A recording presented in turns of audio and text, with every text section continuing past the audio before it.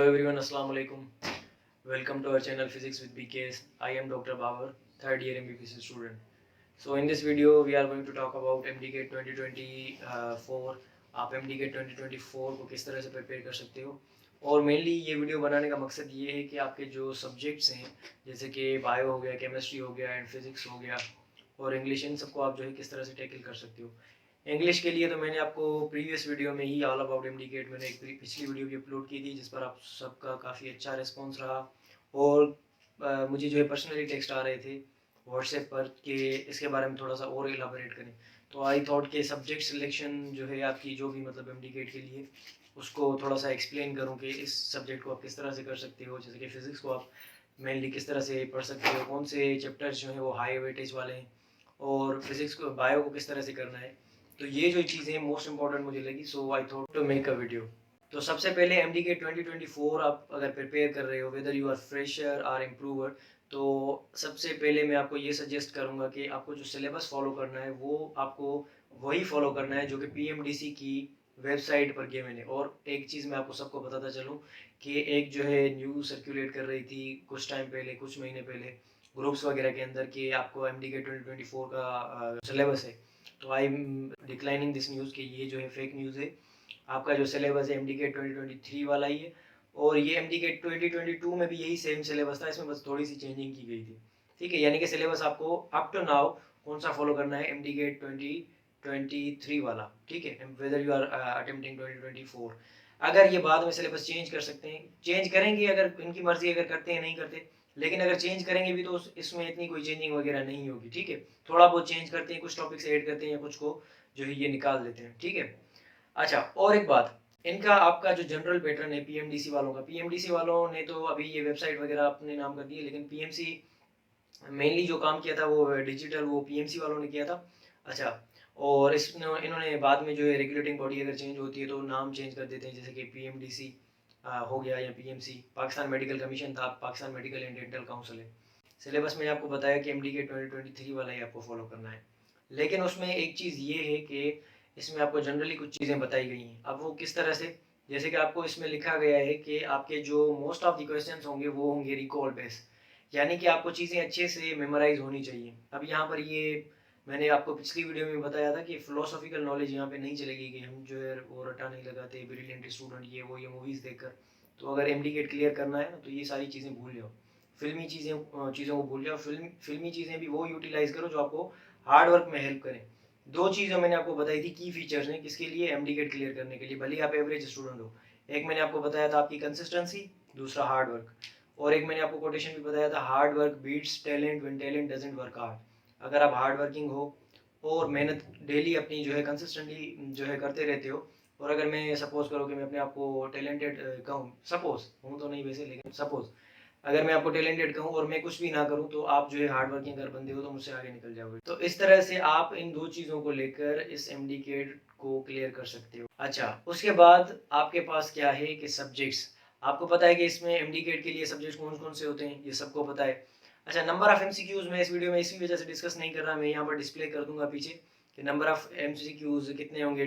MDGate 2023 वाला जो syllabus था उसमें उन्होंने पूरा एक अपना सिलेबस जो शेयर किया है PMDC ने, तो उसके हिसाब से कितने हैं वो मैं यहाँ पर शेयर कर दूंगा। लेकिन ये चेंज करते रहते हैं, जैसे कि इन्होंने पिछली मरतबा लॉजिकल रीजनिंग का पोर्शन निकाल दिया, अब वो उन पर डिपेंड करता है कि वो उसको किस तरह से निकालते हैं। तो इसी वजह से हम generally preparation about the subjects discuss करेंगे कि हम इस सब्जेक्ट की प्रिपरेशन किस तरह से कर सकते हैं, इस वाले सब्जेक्ट की प्रिपरेशन किस तरह से कर सकते हैं।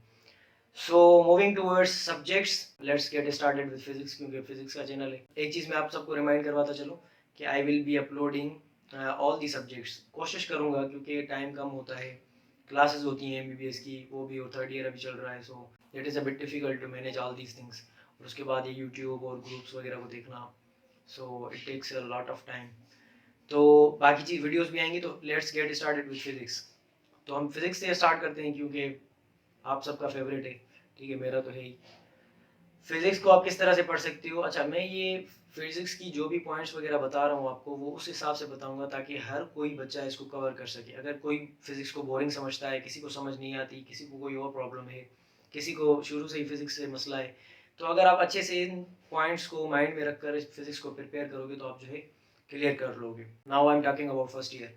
Before starting your first year, you must have a good knowledge of trigonometry, sin theta, cos theta, tan theta, इनके एंगल के जो वैल्यूज़ हैं, 30 का क्या है, 45 का क्या है, 60 का क्या है, 90 का क्या है.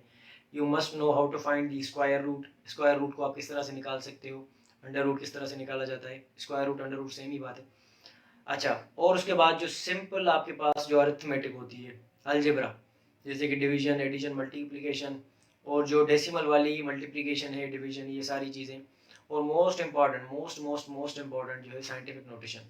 ये चीज़ें आपको आनी चाहिए फॉर दी फिज़िक्स. तो यानी कि अगर आपने ये चीज़ें नहीं पढ़ी तो उससे पहले जो है आप इन चीज़ों के बारे में थोड़ा सा नॉलेज रखो. अच्छा, दूसरी बात आपको फिज़िक्स के बारे में क्या करनी है, फिज़िक्स को आपने किस तरह से अप्रोच करना है. अब आपको मैंने बता दिया कि बेसिक चीज़ें जो आपको पढ़नी चाहिए before starting your first year.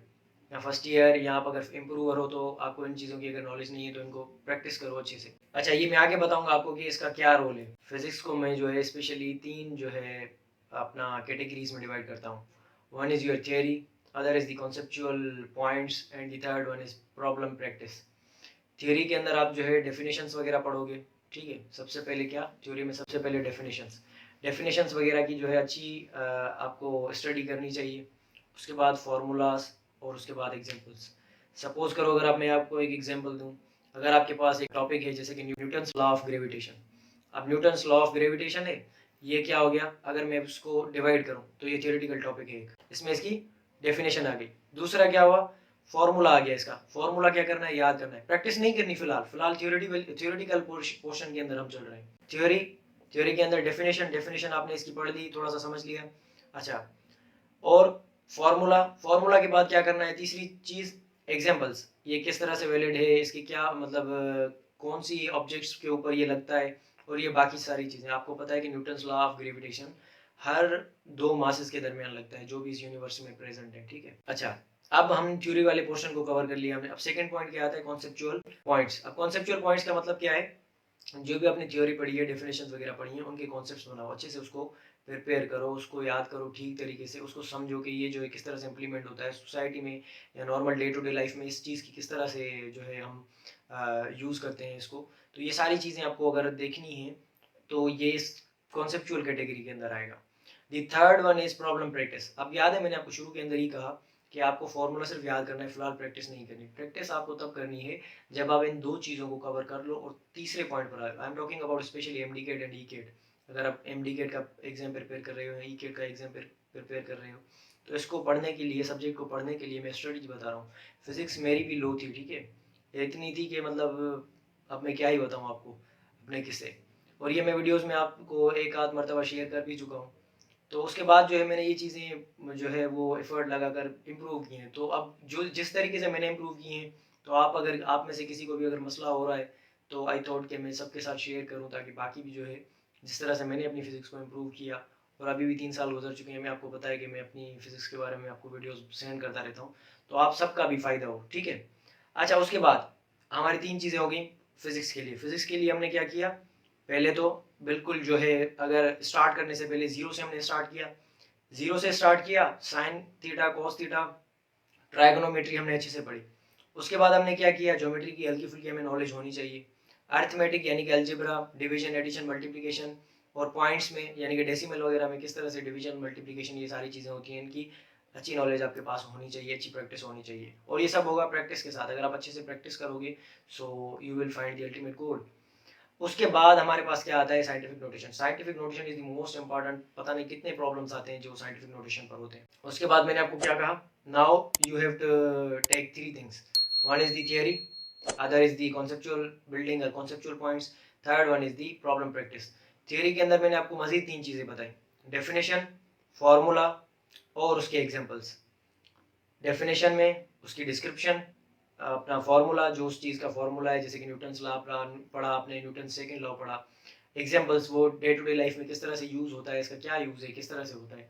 तो ये सारी चीज़ें इस तरह से आप टैकल कर सकते हो. कॉन्सेप्चुअल बिल्डिंग में आप उसको अच्छे से याद करोगे, रिवाइज करोगे, प्रैक्टिस करोगे, अपने माइंड के अंदर जो है इमेजिन करोगे. ये सारी चीज़ें आप जो है करने के बाद you will now move towards the third step, that is for the problem practice. तो ये था एक नॉर्मली ओवरव्यू जिसको आप अपने माइंड के रखिए. ये छोटा सा एक माइंड मैप मैंने आपको बताया जिसकी हेल्प से आप जो है फिजिक्स वाला पोर्शन एटलीस्ट ईजिली आप कवर कर सकते हो.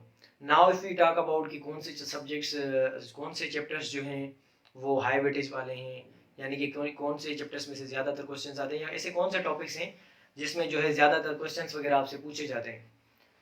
So now if you talk about के आपके जो कौन से चैप्टर्स हैं वो हाई वेटेज वाले हैं और कौन से चैप्टर्स जो है वो मोस्ट इंपॉर्टेंट हैं, या कौन से ऐसे टॉपिक्स हैं जो ज़्यादातर एग्जाम में पूछे जाते हैं, तो वो मैं आपको बताता चलूँ। अच्छा, एक चीज़ मैं जो है अगर प्रेफर करता हूँ वो ये है कि इंटर की जो आपकी फिजिक्स है that is the most important. वो इसी वजह से इसमें सारे जो चैप्टर्स हैं ना इंटर पूरी के, ये सारे इनके फेवरेट हैं। हीट एंड थर्मोडाइनमिक्स इनका फेवरेट, हमेशा कुछ ना कुछ इसमें से एक आधा क्वेश्चन ये दे ही देते हैं। इलेक्ट्रोस्टैटिक्स में से कूलम्स लॉ और electric field, electric potential, capacitor, इनके बारे में तो सवाल आते ही आते हैं। उसके बाद क्या आता है आपका current electricity, resistance, graphs resistance वाले, ये सारी चीज़ें ये पूछते रहते हैं। Electromagnetism, right and thumb rule, charge particle कौन से पाथ में जाएगा। अच्छा, यहाँ पर मैं आपको एक छोटा सा रिमाइंडर दे दूं कि इन सारी जो मैं आपको चैप्टर्स मैंने बताए, इनकी मैंने अलग से डिटेल्ड वीडियो बनाई हुई है जो कि आप देख सकते हो। और exam point of view MDCAT के लिए, आप नॉर्मली जो रेगुलर क्लासेस के अंदर पढ़ते हो उस तरह से नहीं, बल्कि एमडीकेट के हिसाब से, अगर आप नॉर्मल बच्चे भी हो, एवरेज बच्चे भी हो, तो मैंने उसको इतना सिंप्लीफाई करके समझाया है ताकि आप इजीली इसको समझ सको। वन शॉट के अंदर मैंने इलेक्ट्रोमैग्नेटिज्म बनाया था और करंट इलेक्ट्रिसिटी बनाई, ये सारी वीडियोस जो है मैंने एक शॉट के अंदर बनाई है, तो आप जो है ये देख सकते हो। और 2-3 वीडियोस भी हैं कुछ जैसे कि इलेक्ट्रोस्टैटिक्स में 2-3 पार्ट्स हैं, तो वो आप देखो, it will help you a lot. अच्छा, और उसके बाद कौन सा चैप्टर आता है, उसके बाद आपका आता है इलेक्ट्रोमैग्नेटिज्म। उसके बाद कौन सा चैप्टर आता है आपका, इलेक्ट्रोमैग्नेटिज्म भी मैंने आपको कहा कि मोस्ट इंपॉर्टेंट। अच्छा, लास्ट वाले जो चैप्टर्स हैं जैसे कि मॉडर्न फिजिक्स हो गया, और एटॉमिक न्यूक्लियाई हो गया, एटॉमिक स्पेक्ट्रा हो गया, एंड न्यूक्लियर फिजिक्स, ये सारे तो इनके फेवरेट है। तो मैंने आपको बताया कि इनमें से क्वेश्चंस आते रहते हैं हमेशा। आप कोई भी टेस्ट उठाकर देखो प्रीवियस ईयर की, या जो भी आपके रिलेवेंट जो भी प्रोविंस है, आप सिंध से हो, पंजाब से हो, केपीके से हो, बलूचिस्तान से हो, किसी भी प्रोविंस से अगर आप हो, तो अगर आप प्रीवियस ईयर क्वेश्चंस उठाकर देखोगे तो इनमें से सवाल ज़रूर होंगे। और अच्छा, नॉर्मली आप जो है फिजिक्स के जो टेस्ट सेशंस वगैरह लेते हो तो उसमें भी आपको इन टॉपिक्स में से क्वेश्चंस काफ़ी देखने को मिलते हैं। अच्छा, now if we talk about first year, अब इंटर की बात तो हमने कर ली, फर्स्ट ईयर की बात अगर की जाए तो फर्स्ट ईयर के हिसाब से क्या होता है, फर्स्ट ईयर में आपको laws of motion most important, और ये मोशन वाला चैप्टर जो है ये मोस्ट इंपॉर्टेंट है। अब मैं ये जो है ब्रॉड नेम्स ले रहा हूँ टॉपिक्स के, जैसे कि मोशन के अंदर अब क्या आ गया, वन डायमेंशनल मोशन भी आ गया, टू डायमेंशनल मोशन भी आ गया, ठीक है, सर्कुलर मोशन भी आ गया, ये तीनों चीज़ें इसके अंदर आ गई। अब क्योंकि अब मैं ये क्यों कह रहा हूँ आपको, क्योंकि अब एक टेक्स्ट बुक में एक नाम लिखा हुआ है चैप्टर का, दूसरे टेक्स्ट बुक में दूसरा नाम लिखा हुआ है। जैसे कि पंजाब में शायद लिखा हुआ है motion in one dimension, Sindh के अंदर लिखा हुआ है मोशन, फिर प्रोजेक्टाइल का चैप्टर अलग है, उस प्रोजेक्टाइल के लास्ट वाले पार्ट में सर्कुलर मोशन का पार्ट एड है, पंजाब में जो है सर्कुलर का चैप्टर ही लगे। तो इस तरह से ये लिखा हुआ है ना, इनकी डिविजन्स की हुई है, तो मैं इसे टॉपिक्स के आपको नाम नाम बताता जा रहा हूँ। जैसे कि मोशन इन वन डायमेंशन, ये आपको ग्रिप होनी चाहिए, motion in one dimension, momentum की जो कोलिशंस वगैरह हैं ये आपको अच्छे से आने चाहिए। फिजिक्स की मैं डिटेल इसी वजह से बता रहा हूँ because most of the students, I always say to my juniors, physics and English both are the game changers. अगर आपकी फिजिक्स अच्छी है और इंग्लिश अच्छी है ना, तो बाकी सारे सब्जेक्ट्स इंग्लिश, अपना बायो और केमिस्ट्री सारे जो है वो याद करके अच्छे से पढ़ लेते हैं। फिजिक्स और जो है अगर किसी को प्रॉब्लम्स में मसला होता है और किसी की इंग्लिश अच्छी नहीं होती, तो भले कितना भी होशियार हो, इंग्लिश गेम चेंजर साबित होता है। लास्ट में अगर वो क्वेश्चंस अच्छे कर लेगा इंग्लिश में से, तो वो अगर किसी ने और सब्जेक्ट में से गलत क्वेश्चंस किए होंगे तो वो उसको कंपनसेट कर देगा, वो वहाँ से जो है मार्क्स लेकर उसको जो है मार्क्स अच्छे बना लेगा अपने। तो इसी वजह से ये ऑलवेज कि physics and English both are the game changers, so you must have a good focus on both of these subjects, ठीक है। अच्छा, तो मैंने आपको बताया फर्स्ट ईयर में ये जो मोमेंटम वाले केसेस हैं। प्रोजेक्टाइल मोशन में horizontal component of velocity, time to reach maximum height, और time to hit the ground, ये सारी चीज़ें आपको अच्छे से पता होनी चाहिए। बॉडी को ऊपर फेंका कितने देर के बाद पहुंचेगी, ये सारे जो टॉपिक्स अच्छे से आप कवर कर लो। मैं आपको हिंट भी देता जा रहा हूँ, सब टॉपिक्स भी आपको बता रहा हूँ कि ये जो टॉपिक है इसमें ये वाला टॉपिक आपके पास जो है वो मोस्ट इंपॉर्टेंट है। Circular motion whole is a whole most important, circular motion is a whole most important. अब इसमें मुझे टॉपिक्स डिस्कस करने की ज़रूरत नहीं है, मैंने आपको कह दिया कि circular motion is a whole is most important. Newton's law of gravitation, और ये ग्रेविटेशन वाला पूरा चैप्टर ये भी इंपॉर्टेंट है। वेलोसिटी, स्केप वेलोसिटी, अब ये इन्होंने स्किप कर दिया है लेकिन फिर भी ये इंपॉर्टेंट है, इसमें से कभी कभी सवाल दे ही देते हैं। और एक मैं डिस्क्लेमर ऐड करना चाहूँगा, वो ये डिस्क्लेमर है, ये मेरा डिस्क्लेमर नहीं है, बल्कि हर उस जो है स्टूडेंट का है जिसने MBBS में या BDS में एडमिशन ले ली है, और वो आपको ये चीज़ बताएगा कि कोई सा भी ये सिलेबस बना लें, ये 100% फॉलो नहीं करेंगे। क्यों? क्योंकि इसमें 1-2 क्वेश्चंस बाहर आ ही जाते हैं। तो इसी वजह से आप जनरली फर्स्ट ईयर और सेकंड ईयर के अंदर तो आपकी क्लासेस नॉर्मली अच्छे से पढ़ी हुई होती हैं, तो जो चीज़ें आपने उस टाइम पढ़ी हुई होती हैं, तो वो आप जो है बाद में उनको यानी कि सिलेबस को फॉलो करेंगे। और ये जो डिस्क्लेमर है ये मेरी तरफ से नहीं है, ठीक है? तो जो चीज़ें आपने फर्स्ट ईयर के अंदर पढ़ी हुई हैं या इंटर के अंदर पढ़ी हुई हैं, तो आपने वो पूरा बुक पढ़ा हुआ है। अब MD गेट के लिए आपको सिर्फ और सिर्फ सिलेक्टेड टॉपिक्स पढ़ने हैं। तो टॉपिक्स कुछ तो आपको जो है वो पहले ही पढ़े हुए हैं। तो जो टॉपिक्स आपके पढ़े हुए हैं उनको थोड़ा सा देख लिया करो, क्या पता उनमें से कोई क्वेश्चन वगैरह आ जाए ना। यानी कि फोकस सिलेबस पर रखा करो, और थोड़ा बहुत हल्का फुल्का बाकी जो सब्जेक्ट्स हैं, सॉरी अपना सब्जेक्ट्स नहीं बल्कि बाकी जो टॉपिक्स हैं उनको भी देखा करो, ठीक है? तो इसी वजह से ये सारे चैप्टर्स जो हैं जो मैंने आपको बताए, लास्ट वाले वेव्स वेव्स गोल्डन चैप्टर, इसमें से अगर क्वेश्चंस उठाने पे आए ना, तो ये काफ़ी क्वेश्चंस जो है उठाते हैं इस टॉपिक में से, वेव्स वाले में से। पूरा चैप्टर है SHM वाला, वेव्स, साउंड, तीनों पोर्शंस की बात कर रहा हूँ। SHM simple harmonic motion, waves, sound, these three portions are golden regarding MDGate point of view। ये जो है क्वेश्चंस इसमें से कहीं से भी उठा सकते। उसके बाद आपके पास क्या है, अब 2 चैप्टर्स जो है वो मेरे कुछ फेवरेट है, वो मैं आपको बता दूं कौन से। लाइट वाले जो चैप्टर्स हैं, अब लास्ट के अंदर किसी के बुक के अंदर 2 लिखे हुए हैं, किसी के अंदर 3 लिखे हुए हैं। तो ये जो लाइट वाले चैप्टर्स है ना, ये इन्होंने इंक्लूड नहीं किए, लेकिन अगर ये इंक्लूड कर देंगे तो फिर आपको लास्ट में ये तंग करेंगे, क्योंकि ये चैप्टर्स काफ़ी बड़े हैं। और अगर आपको अच्छे से पढ़ना है तो इनको थोड़ा सा पहले ही देख लो। इतना मतलब आपको पता होना चाहिए, ताकि अगर बाद में ये सिलेबस में इंक्लूड कर दें ये लाइट वाले चैप्टर्स, तो आप जनरल चीज़ें जो है वो रिवाइज करके उसके बाद जो है प्रैक्टिस अपनी अच्छे से स्टार्ट कर सको। So this was all about physics preparation for MDGate 2024। Physics को किस तरह से अच्छे से प्रिपेयर करना है, अगर आप इन सारी चीज़ों को फॉलो करोगे, इंशाल्लाह आपके जो है रिजल्ट्स अच्छे आएंगे और आपका कोई क्वेश्चन वगैरह मिस नहीं होगा। अच्छा, फिजिक्स के लिए मैंने आपको टेक्स्ट बुक नहीं बताया। फिजिक्स के लिए अगर आपको टेक्स्ट बुक की नीड है और आप सिंपली पढ़ना चाहते हो कोई टेक्स्ट बुक, तो मेरी ये पर्सनल सजेशन है कि आपका अगर कोई भी प्रोविंस है, फिर मैंने एक चीज़ बोली है कि कोई भी आप जो है टेक्स्ट बुक पढ़ो, अपने हिसाब से पढ़ो और जनरली पढ़ो फिजिक्स को। यानी कि कहीं से भी अगर आपको टॉपिक क्लियर करना है ना, अगर टॉपिक क्लियर करना है, सपोज करो अगर मुझे न्यूटन्स लॉ ऑफ ग्रेविटेशन पढ़ना है, अब मैंने पंजाब से पढ़ा, पंजाब में 1-2 चीज़ें अगर मिस हैं, तो मैंने सिंध से भी उसको थोड़ा सा देख लिया, PT अपना KPK से भी थोड़ा सा देख लिया।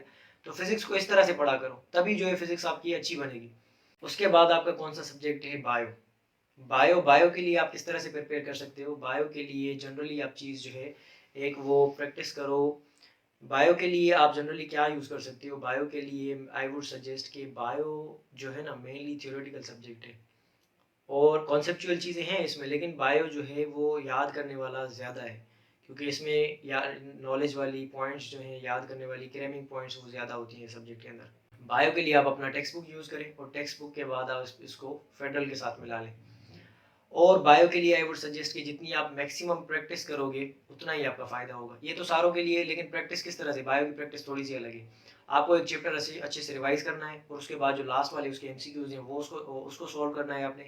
उसके बाद उस चैप्टर की इंडिविजुअल टेस्ट आपको करनी है, जो कि 200-250 की MCQs होने चाहिए। तो इतने MCQs आपको पर चैप्टर सॉल्व करने चाहिए। अब ये आप काउंट करो कि कितने MCQs हो जाते हैं पूरे कोर्स के।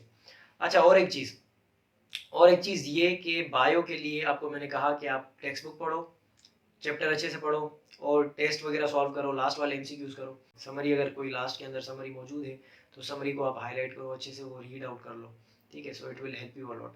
अच्छा, ये सारी चीज़ें करने के बाद, अच्छा बायो की रिवीजन मस्ट है, बार बार रिवीजन करो। जो हाईलाइटेड पॉइंट्स हों उनको हाईलाइट कर लो, डिफरेंट हाईलाइटर्स यूज़ करो। जैसे अगर मैं एग्जांपल लूँ कि ग्रीन, येलो एंड ऑरेंज, ठीक है? अब आपको किस तरह से करना है, जो आपको लाइन बिल्कुल याद होनी चाहिए ना, बिल्कुल जो रटी हुई होनी चाहिए, यानी कि जो मोस्ट इंपॉर्टेंट हो, उसको आप येलो से हाईलाइट कर लो। येलो के साथ आपने हाईलाइट कर लिया। अब जो चीज़ें जनरली पढ़ने वाली हैं तो वो आप जो है ऑरेंज के साथ कर लो, ठीक है?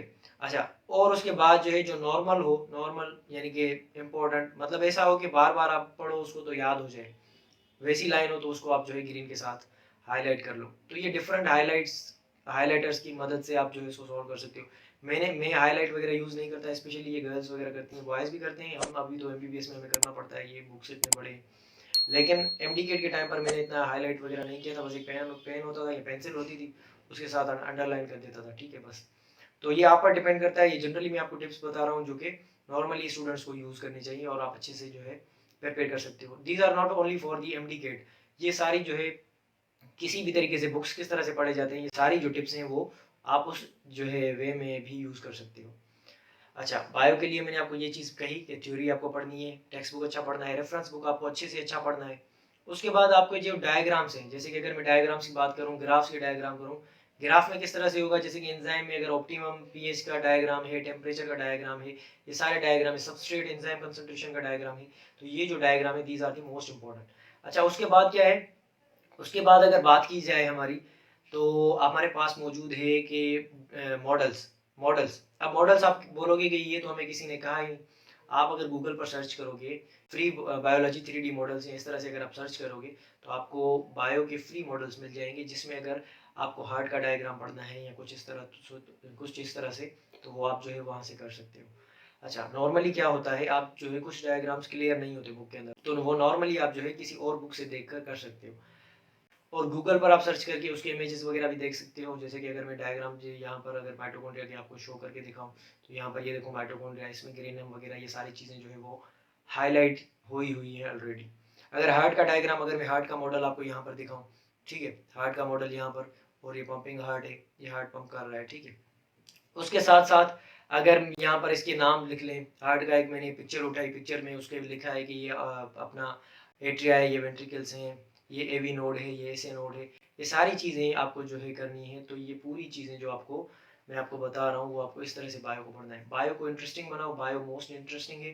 तो बॉयज़ को इंटरेस्टिंग क्या लगता है, वो फिजिक्स लगती है, बिकॉज के फिजिक्स में उनकी प्रैक्टिस अच्छी होती है, वो ज़्यादा क्रेमिंग से अवॉइड करते हैं। और बायो में स्पेशली मेरी तो सारी फेवरेट है एक्सेप्ट केमिस्ट्री, केमिस्ट्री को छोड़कर बाकी सब्जेक्ट मेरे फेवरेट है।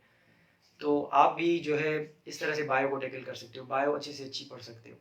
इंटर के अंदर कौन से चैप्टर इंपॉर्टेंट है, फर्स्ट ईयर के अंदर कौन से चैप्टर इंपॉर्टेंट है, तो मैं यही कहूँगा कि बायो ओवरऑल पूरी इंपॉर्टेंट है। लेकिन उसमें से भी इंटर के अंदर एवोल्यूशन वाला चैप्टर हो गया, शुरू वाले चैप्टर्स जो हो गए 4-5, वो मोस्ट इंपॉर्टेंट है। रिप्रोडक्शन वाला मोस्ट इंपॉर्टेंट, इसमें से सवाल आते जाते हैं। डिजीज़ वगैरह हो गई फर्स्ट ईयर के अंदर, बैक्टीरिया वाले, वायरस की क्लासिफिकेशन, और डाइजेस्टिव सिस्टम वगैरह, ये जो रेस्पिरेटरी सिस्टम्स हैं, तो ये जो है मोस्ट इंपॉर्टेंट है। अब मैं जनरली थोरली बता रहा हूँ, आप इनको जो है सिलेबस के हिसाब से देखकर जो है मजीद कर लेना। केमिस्ट्री की अगर बात की जाए, नाउ लास्ट में केमिस्ट्री की अगर मैं बात करूं, तो केमिस्ट्री को आप किस तरह से कर सकते हो। केमिस्ट्री के लिए फर्स्ट ईयर में आपको क्या करना चाहिए, फर्स्ट ईयर में केमिस्ट्री जो है वो मोस्टली जो है वो कॉन्सेप्चुअल बेस्ड है, और प्रैक्टिस वाली जो है वो उसमें इंक्लूडेड हैं चीज़ें।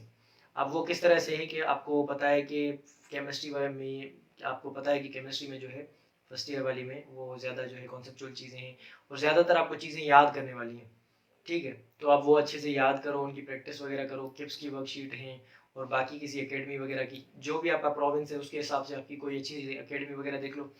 व्हाट्सएप पर और इन सब चीज़ों पर आपको हर चीज़ मिल जाती है, पीडीएफ्स अवेलेबल मिल जाते हैं, तो वहाँ से आप प्रैक्टिस करो अच्छे से, और आप जो है प्रैक्टिस अपनी अच्छी बनाओ। केमिस्ट्री के लिए आई वुड सजेस्ट कि बाकी आप जो है टेक्स्ट बुक कौन से भी पढ़ो किसी भी सब्जेक्ट के लिए, अपना केमिस्ट्री के लिए आई वुड सजेस्ट कि आप जो है वो पीटीबी से केमिस्ट्री कर लो। उसमें पंजाब टेक्स्ट बुक के अंदर जो केमिस्ट्री लिखी हुई है वो बेस्ट लिखी हुई है सबसे। इंटर की अगर मैं बात करूँ कि इंटर को आपने किस तरह से पढ़ना है इंटर की केमिस्ट्री को, तो इंटर में दो चीज़ें याद आ जाती हैं, एक तो हो गया ऑर्गेनिक, दूसरा हो गया आपका इनऑर्गेनिक। अब ऑर्गेनिक के अंदर मेनली आपको पता है कि रिएक्शंस वगैरह होते हैं, रिएक्शन के साथ साथ उनके मैकेनिज्म होते हैं, ठीक है। अब आपको क्या करना है, रिएक्शंस को अच्छे से पढ़ना है। पहले तो इंट्रोडक्शन टू ऑर्गेनिक केमिस्ट्री जो है, इंट्रोडक्शन टू ऑर्गेनिक केमिस्ट्री वो अच्छे से पढ़ना है आपने। उसमें जो है थ्योरीज वगैरह जो थी और बाकी सारी चीज़ें वो मोस्ट इंपॉर्टेंट जो है वो सारी अच्छे से पढ़नी है। और उसके बाद जो है आपने मूव ऑन करना है किसकी तरफ, क्लासिफिकेशन की तरफ। नोमेनक्लेचर आपको अच्छा पढ़ा हुआ होना चाहिए। और उसके बाद जो है आपने क्या करना है, उसके बाद जो है आपको रिएक्शंस और उसके मैकेनिज्म्स पढ़ने हैं। अल्काइल हैलाइड वाले रिएक्शंस हो गए, और बाकी जो है बेंजीन के रिएक्शंस हो गए, तो ये जो है मोस्ट इंपॉर्टेंट है और आपको अच्छे से पढ़ने चाहिए। अब आपके सिलेबस के हिसाब से आपको टॉपिक्स पढ़ने चाहिए, जो मुझे इंपॉर्टेंट लग रहे हैं वो मैं आपको बताता जा रहा हूँ, ठीक है। तो आप जो है वो नोट डाउन करके ये चीज़ें जो है वो आप अपने पास लिख भी सकते हो वीडियो के बाद, या एक दफ़ा वीडियो सुनने के बाद।